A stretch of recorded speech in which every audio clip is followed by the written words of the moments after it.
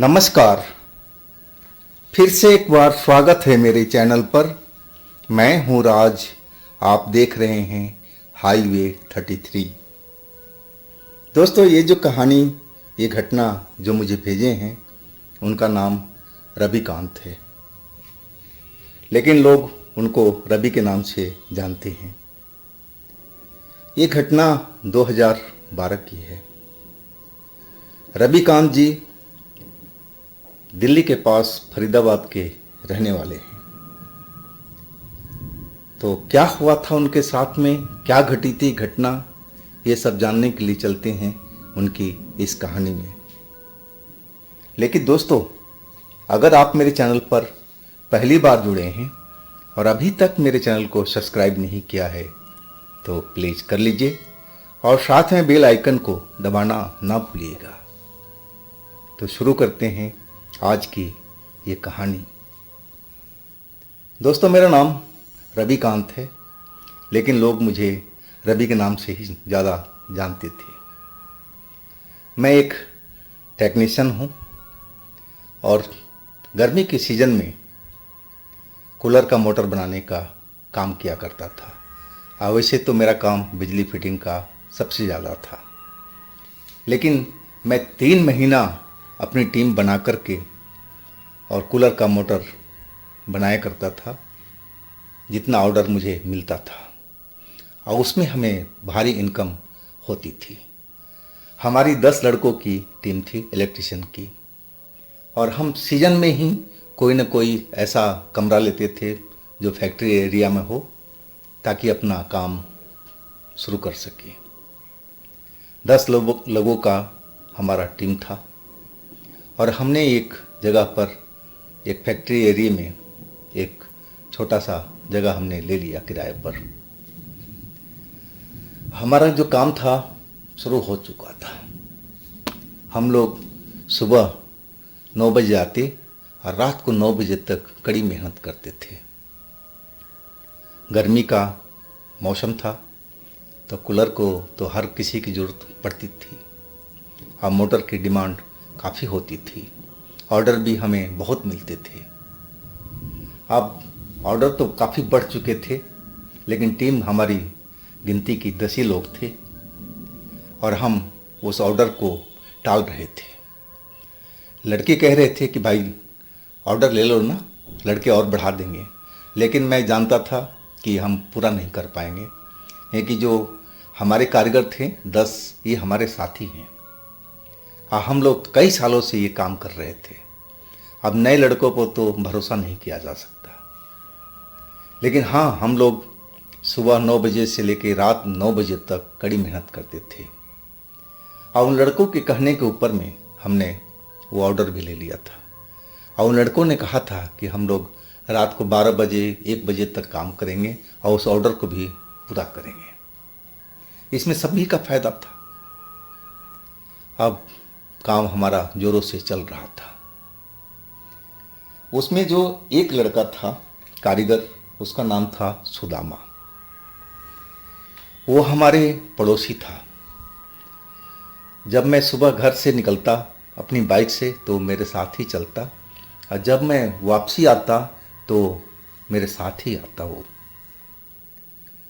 और बाकी जो लड़के थे, किसी के पास अपनी बाइक थी, किसी के पास में अपनी साइकिल थी, और ऐसे ही हमारा काम चल रहा था। वो रात को जब हम लोग काम कर रहे थे, करीब 11 से ऊपर का टाइम हो चुका था।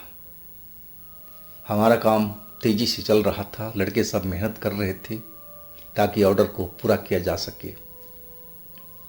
अचानक जो हमारी लाइट लगी हुई थी, हर जगह पर बल्ब हमने लगा रखा था, बिजली का लट्टू, वो एकाएक जलने बुझने लगा।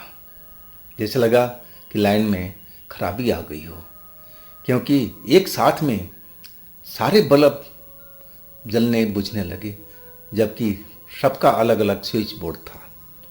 और कमाल की ये बात थी कि जो मशीनें हमने लगाई हुई थी वो चल रही थी, सिर्फ बल्ब ही जो थे वो जल बुझ रहे थे, फ्लिकरिंग कर रहे थे। अब मुझे कुछ समझ में नहीं आ रहा था, क्योंकि मैं खुद बिजली मिस्त्री हूँ, लड़के भी सब बिजली मिस्त्री थे, कि आखिर ये हो क्या रहा है। क्योंकि खंबे से मीटर से तो लाइन एक ही आ रही थी, तो अगर बंद होना चाहिए था तो पूरा मशीन भी बंद होना चाहिए था, लेकिन मशीन की लाइट बराबर चल रही थी। आज सिर्फ बल्ब ही जलने बुझने का काम कर रहे थे, और जो पंखा था वो भी सही ढंग से चल रहा था। तो इसका क्या मतलब हो रहा है। कुछ हम लोग देखने लगे स्विच वगैरह को, लेकिन स्विच तो सब कुछ सही था। अब मैंने बोला कि देखो शायद कुछ और गड़बड़ आ गई है, हमें दिन में चेक करना पड़ेगा लाइन को, और तुम लोग काम बंद करो, अब चला जाए, जो होगा सुबह देखा जाएगा। अब जो लड़के थे निकलने लगे धीरे धीरे करके। लाइट अभी भी जल रही थी, बुझ रही थी, और मैं और सुदामा अपने मोबाइल का टॉर्च जला लिया था। लड़के सब अब निकल चुके थे, और मैं जो सामान बिखरा पड़ा था फर्श पर, मैं और सुदामा दोनों मिलकर के इकट्ठा कर रहे थे, कि ताकि सुबह में हम लोग आएँ तो कोई परेशानी ना हो। एक साइड में मैं लगा हुआ था राइट साइड में, और लेफ्ट साइड में सुदामा सारा सामान को बटोर रहा था। मेरे साइड का तो काम निपट गया। अब मैं सुदामा की तरह मुड़ा, क्या हुआ सुदामा, हो गया क्या काम। और तभी मेरी आवाज जहां थी वहीं रुक गई। मैंने देखा कि जो सुदामा के पीछे की सफेद दीवार थी, उस पर एक काली परछाई किसी औरत की, बड़े बड़े बाल उसके, और उसके हाथ इधर उधर घूम रहे हैं, बाल जैसे हवा चल रही हो लहरा रहे हैं, और उसकी जो आंखें थी एकदम लाल लाल मुझे दिखाई दे रही थी, जैसे वो परछाई न हो करके वो कोई स्त्री है जो दीवार में चिपकी हुई है। मैं सुदामा से बोलना चाह रहा था कि सुदामा काम खत्म हो गया क्या, लेकिन मेरी जो आवाज थी गले में फंस करके ही रह गई। मैं तो जैसे डर के मारे कांप गया था, और सुदामा मेरी तरफ घूम चुका था, और वो कहने लगा, हाँ भैया हो ही चुका है, चलो चलते हैं। अब मेरी जब उसने हालत देखा कि मेरा मुंह खुला क्या खुला है, आंखें बड़ी बड़ी बिल्कुल रुकी हुई है, बिल्कुल पलके नहीं झपका रहा हूं डर के मारे, तो टॉर्च की रोशनी मेरे ऊपर करके कहने लगा, अरे भैया क्या हो गया आपको, ऐसे कैसे खड़े हो गए पत्थर की मूर्ति की तरह। और तभी मेरे को थोड़ा सा होश आया, और मैं चिल्लाते हुए बोला, सुदामा पीछे देख, पीछे पीछे देख दीवार पर। सुदामा कुछ समझ नहीं पाया कि मैं उसको क्या दिखाना चाह रहा हूं। वो बिल्कुल अनजान था उस चीज से, और अभी भी मेरी तरफ मुड़े हुए था। कह रहा था, भैया क्या देखूं, क्या दिखाना चाह रहे हो आप, सारा सामान तो मैंने समेट लिया, अब तो यहां कुछ जमीन पर नहीं है, चलो निकलते हैं। तब तक तो जो परछाई थी जो दीवार में हमें नजर आ रही थी, काली परछाई जिसकी आंखें लाल लाल सी अभी भी चमकती हुई दिखाई दे रही थी, और उसने अपना दोनों हाथ बिल्कुल दीवार से बाहर निकाल दिया। अब तो मैं चीख पड़ा, सुदामा बच, सुदामा बच, लेकिन सुदामा अभी भी कुछ समझ नहीं पा रहा था। और जैसे ही वो पीछे की तरफ मुड़ना चाहा कि भैया क्या कह रहे हैं, मैं क्या कह रहा हूं कि देखूं, और तब तक तो देर हो गई। उस परछाई की दोनों हाथ सुदामा का गला को दबोच लिया, और सुदामा तेज आवाज में चीखा डर करके, और फिर जैसे वो शांत हो गया। मैं समझ गया कि सुदामा मर चुका है। अब मैं वहां से भागना चाहा कि अपनी जान बचाऊं और बाहर की तरफ भागूं। जैसे ही मैं भागने लगा, वो दीवार से परछाई अब बाहर निकल गई। अब वो एक जीवंत औरत की तरह बन चुकी थी। सफेद कपड़ा, लाल लाल वैसे ही जलती हुई आंखें, भयानक चेहरा उसका, बाल खुले हुए, और दरवाजे के पास जहाँ से हम लोग आते हैं जाते हैं एंट्री गेट पर आकर के खड़ी हो गई। अब मैं चिल्लाना चाहा जोर से, क्योंकि अभी हमारे जो लड़के होंगे पार्किंग में ही होंगे। कोई साइकिल अपना सही कर रहा होगा, कोई स्टैंड से उतार रहा होगा, कोई बाइक को सफाई कर रहा होगा, क्योंकि इनका रोज का नियम था। अब मैं आवाज़ लगाना चाहा, लेकिन मेरी जो आवाज़ थी गले में फंस करके रह गई थी। मैं चिल्ला भी नहीं पाया। मेरे गले में आवाज़ घुटी की घुटी रह गई। और वो औरत जो थी भयानक शक्ल वाली, जो दरवाजे पर आकर खड़ी हो गई थी, अब हमारी तरफ बढ़ने लगी। मुस्कुराते हुए उसकी भयानक मुस्कुराहट मैं कभी भूल नहीं पाता हूँ। और कदम दर कदम मेरी तरफ बढ़ती जा रही थी। सुदामा तो नीचे फर्श पर गिरा हुआ था, अब बिल्कुल शांत पड़ा हुआ था, जैसे उसकी मौत हो चुकी हो। अब मुझे भी लगने लगा कि जैसे सुदामा का हाल हुआ वैसे ही मेरा हाल ये औरत कर देगी, मैं भी अब मारा जाऊंगा। मैं एकदम डरा हुआ अभी भी भागने की कोशिश कर रहा था, लेकिन पैर तो मेरे जैसे लग रहा था कि फर्श ने पकड़ रखा है अपने हाथों से, अब मुझे भागने नहीं दे रहा है। ना गले से आवाज़ निकल रही थी, अब मैं भागना चाह रहा था, मैं भाग नहीं पा रहा हूँ। तब तक तो वो औरत बस थोड़ी सी दूरी पर रह गई थी। अब वो मुस्कुराती हुई हल्की हंसी हंसते हुए बोलने लगी, कहाँ भाग के जाएगा? यहाँ से आज तक कोई भाग पाया है? तू भाग लेगा? तेरा कहानी भी अब खत्म। तभी नीचे से बाहर से एक लड़के की, कारीगर की आवाज़ मुझे सुनाई दी, रवि भैया, रवि भैया, मेरी साइकिल में किसी ने हवा निकाल दी है, अब बताओ मैं घर कैसे जाऊं? और वही सब बोलता हुआ दरवाजे के पास आ गया। आज जैसे ही दरवाजे के अंदर उसने देखा, वो देखते ही समझ गया कि अंदर क्या हो रहा है। अब जो जैसे ही अंदर दरवाजे पर अपना पैर रखा था और अंदर देखा, तो उसको समझती देर नहीं लगी कि यहाँ पर क्या चल रहा है। सुदामा जमीन पर गिरा पड़ा है, अब मैं एकदम डरा हुआ हूँ, खड़ा हूँ, और वो औरत हमारी तरफ बिल्कुल नज़दीक में पहुँचने वाली है।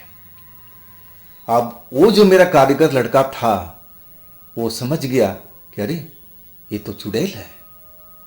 और वो लड़का गांव का रहने वाला था और पूजा भक्ति में भी वो रहता था। हमारे यहाँ जो भगवान के हमने मंदिर लगाया था, वो सुबह में वही पूजा किया करता था। और वो अचानक जोर जोर से हनुमान चालीसा पढ़ना शुरू कर दिया।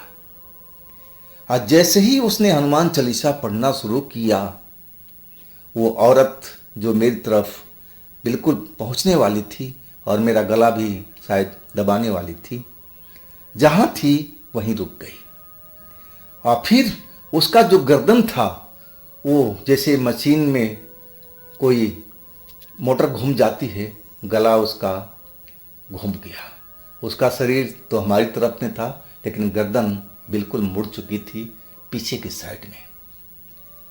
वो उस कारीगर लड़के को देख रही थी जो हनुमान चालीसा पढ़ता जा रहा था।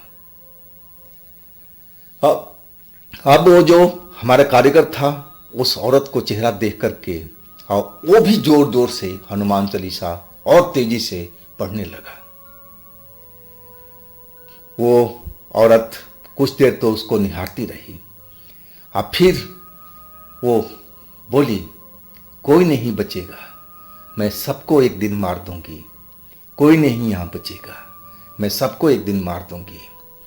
और वो बोलती हुई जिस दीवार से वो बाहर निकली थी, जहाँ सुदामा हमारा गिरा पड़ा हुआ था, और उसी दीवार में जाकर के समा गई। और देखते ही देखते दीवार में गायब हो चुकी थी। अब जो लड़का हमारा कारीगर बाहर दरवाजे पर हनुमान चालीसा पढ़ रहा था, वो हनुमान चालीसा पढ़ते हुए हमारी तरफ भागा। अब मेरा हाथ पकड़ करके खींचते हुए बाहर की तरफ निकाला। जैसे ही मैं उस घर से, उस कमरे से बाहर निकला, मुझे सब कुछ बोलना भी आ गया, चलना भी आ गया, मैं अपने होश में आ गया था। अब मैं जल्दी से बोला, सुदामा, सुदामा मेरा मर चुका है, सुदामा मेरा मर चुका है। बस मैं यही बार बार रट्टा लगा रहा था। हाँ, वो जो कारीगर था कहने लगा, भैया शांत हो जाओ, मैं अभी देख रहा हूं, डरो मत आप। जितना डरोगे उतनी उस चुड़ैल की शक्ति बढ़ेगी। आप डरो मत। हनुमान चालीसा आप पढ़ना जानते हो तो पढ़ना शुरू करो, बस ऐसा ही करो, नहीं तो मेरे पीछे पीछे बोलते जाओ। मैं अब दरवाजे के बाहर खड़ा था। अब मैं भी हनुमान चालीसा पढ़ना जानता था, मुझे याद भी था, लेकिन उस डर के हालात में समझ में नहीं आ रहा था कहाँ से शुरू करूं। लेकिन मैं उसी का अनुकरण करने लगा था जो मेरा कारीगर हनुमान चालीसा को पढ़ रहा था। मैं उसी का देखा देखी वो चीज़ पढ़ने लगा। और वो जो कारीगर था सुदामा के पास पहुंच गया और सुदामा का भी हाथ पकड़ करके घसीटता हुआ बाहर लेकर के आ गया। जब बाहर ले आया और फटाक से उसने दरवाजा बाहर से बंद किया और फिर सुदामा को देखने लगा कि सुदामा जिंदा है या मर चुका है। और फिर मेरी तरफ देखते हुए बोला, भैया सुदामा जिंदा है, सुदामा जिंदा है, सांस चल रही है, सिर्फ ये बेहोश हुआ है। और फिर हम दोनों ने मिलकर के उसको उठाया और बाहर पार्किंग में पहुंचे। पार्किंग में पहुंच करके मेरे पास डिक्की में पानी का बोतल पड़ा हुआ था। अब मैंने पानी का बोतल निकाला अपनी बाइक की डिक्की से और फिर मैंने दोनों ने मिलकर के उस लड़के को, सुदामा को होश में लाने लगे। थोड़ी देर पानी छिड़कने के बाद में सुदामा को होश आ गया और जैसे ही होश में आया सुदामा फिर चिल्लाना शुरू कर दिया डर के मारे। हम दोनों समझाते रहे, सुदामा अब मत डर, वो चुड़ैल अंदर है, यहाँ बाहर नहीं आएगी। खूब समझाया तब जाकर के वो सुदामा शांत हुआ। और फिर हम तीनों लोग एक ही बाइक पर, क्योंकि उस कारीगर का तो बाइक का हवा निकल चुकी थी और उसको पार्किंग में ही छोड़ करके हम एक ही बाइक पर निकले वहाँ से। पहले सुदामा को हमने उसके घर पर छोड़ा और फिर उस कारीगर लड़के को उसके घर पर छोड़ा और फिर हम अपने घर पर लौटे थे। घर पर लौट करके मैं अपने पिताजी को सारी हालात बताया। पिताजी हमारे भी कुछ जानकार थे, तंत्र मंत्र का थोड़ा बहुत जानकारी रखते थे और वो कहने लगे कि बेटा वो जो कमरा जो तुमने फैक्ट्री का लिया है ना, वो बेटा तुम लोग जल्दी से छोड़ दो, नहीं तो वो चुड़ैल किसी न किसी को ज़रूर मार देगी। बेटा जितना जल्दी हो सके उसको तुम लोग खाली कर दो, देरी मत करो, और जब भी खाली करना मेरे को ज़रूर ले चलना। अब अगली सुबह सबसे पहले मैंने दूसरा जगह ठिकाना ढूंढना शुरू किया।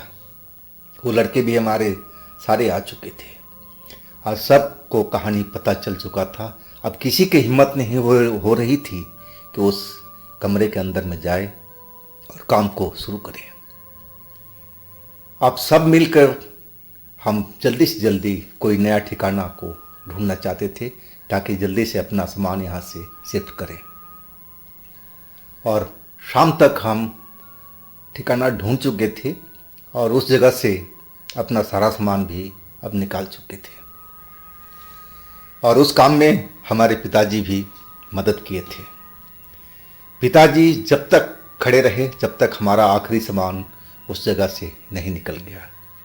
उनके हाथ में जो अगरबत्ती थी वो जला करके रखे हुए थे और कुछ मंत्र का वो उच्चारण कर रहे थे ताकि वो चुड़ैल हमारे साथ किसी सामान में घुस करके और नई जगह पर ना पहुंच जाए।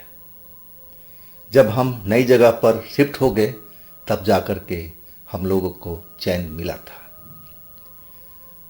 इस घटना को तो मैं कभी भूल नहीं पाता हूँ। इतनी डरावनी घटना जो मेरे साथ में घटी थी, और एक लड़के को तो जो मेरा सुदामा नाम का था, उसका तो लग रहा था कि जान चली जाएगी। तो दोस्तों, ये थी रविकांत जी की अपनी आप बीती। अगर आपके पास भी इस तरह का कोई घटना है तो आप मुझे इंस्टाग्राम पर या मेरे व्हाट्सएप नंबर पर शेयर कर सकते हैं। और दोस्तों, मेरे दूसरे चैनल पर भी जाइए, उनमें भी अच्छी अच्छी कहानी हमने डाल रखी है जो बेहद आपको पसंद आएगी। चैनल का लिंक डिस्क्रिप्शन बॉक्स में नीचे में दिया हुआ है, तो एक बार आप लोग ज़रूर उस चैनल पर जाइए और उन कहानियों का आनंद लीजिए। और इस चैनल को भी आपकी प्यार की बहुत ज़रूरत है, इसको भी लाइक कीजिए, सब्सक्राइब कीजिए, शेयर कीजिए। और फिर हम मिलते हैं अगले दिन एक इसी तरह की कहानी के साथ में। आप लोग अपना बहुत ही ख्याल रखिएगा। नमस्कार।